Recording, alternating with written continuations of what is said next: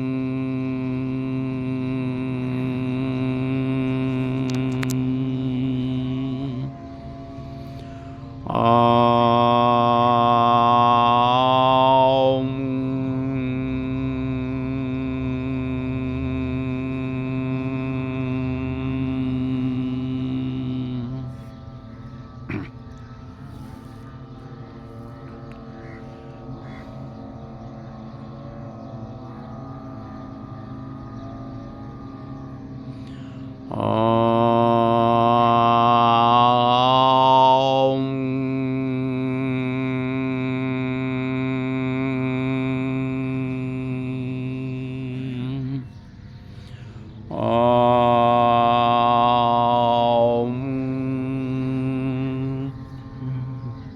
ओम साई राम।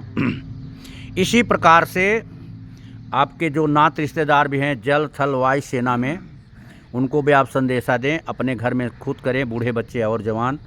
कोई माइक किसी भी प्रकार का, आप किसी भी प्रकार का हानि नहीं होगी, किसी भी प्रकार की आपकी हानि नहीं होगी।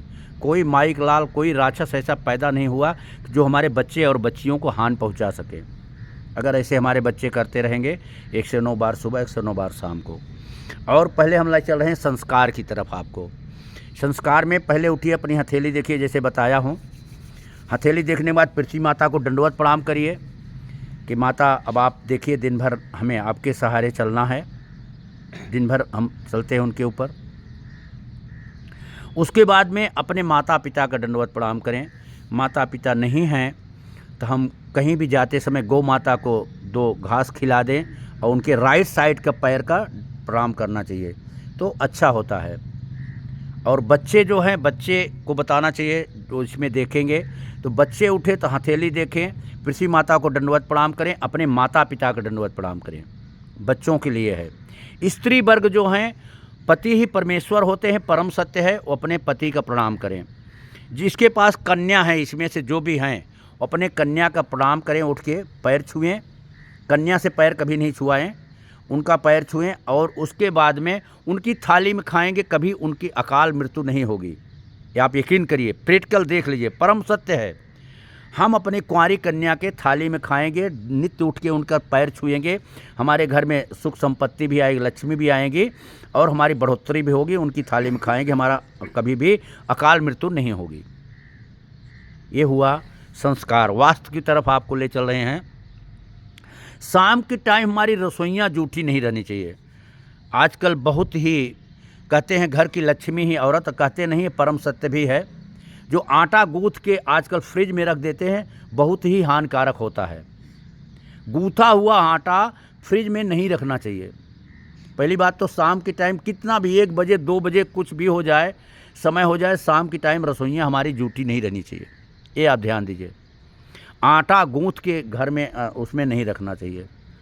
और झाड़ू लगाते समय पश्चिम से पूरब और दक्षिण से उत्तर की तरफ झाड़ू लगाते समय वास्तुगुरु हमारे गोड़े गौरी प्रतापगढ़ के हैं, वास्तु से आपको बता रहे हैं।